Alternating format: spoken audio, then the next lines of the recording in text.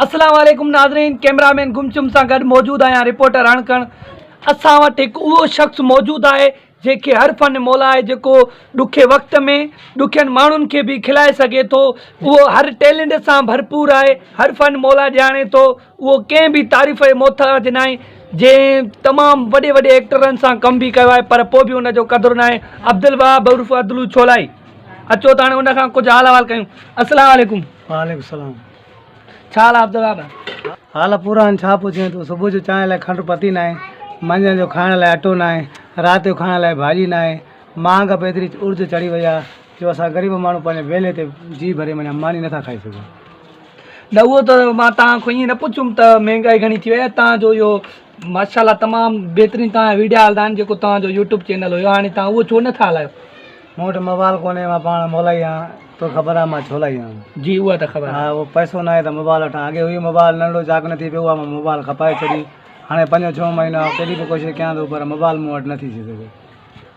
यार अफ़सोस जी ॻाल्हि आहे, जो तव्हांजा यूट्यूब ते वीडियो बि हलंदा माशाल्लाह, तव्हांखे इहे ठुल शहर वारा त तमामु सपोर्ट पिया कनि, पर तव्हांजी मोबाइल कोन्हे। अफ़सोस जी ॻाल्हि आहे। मां पाण ग़रीब आहे न, त मां बि तव्हांखे वठी ॾियां हूंदे। ॿियो हाल अहिवाल ॾियो, तव्हां किथे हाणे कमकार कयो अथव न एक्टिंग में?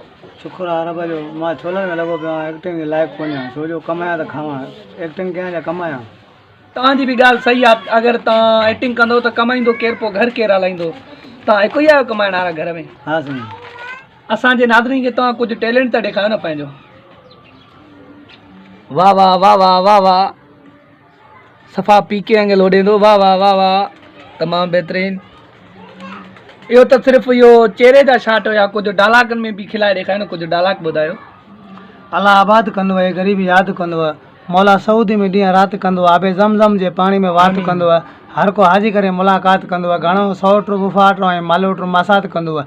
ॿियो ईंदो आबे ज़मज़म जो पाणी पींदो, हलियो वेंदो। मासात ऐं 100 पलथी खोड़े वेही रहंदो, मानी खाईंदो, पोइ वेंदो। मां बि तव्हांजा काफ़ी गाना ॿुधा आहिनि हिन छोलनि ते, ऐं नाज़रीन खे बि तव्हां ॿुधायो। हाणे रब को याद करूं, एक फरियाद करूं, मेरे चन्न बिका दे मेरे रब्बा, मुझे रोज दिला दे मेरे रब्बा।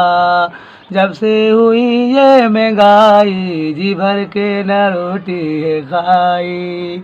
महंगाई बढ़ती गई, हर चीज़ चढ़ती गई, इस महंगाई को हटा दे मेरे रब्बा, मेरे अल्लाह। ये तो उर्दू में था, सिंधी में चओ बाबा, सिंधी में चओ। रब खे यादि कयां। इहो न कोई ॿियो, इहो त ॿुधायो। उर्दू में ॿुधायो, मां सिंधी में न, वरी ॿियो ॿुधायो न।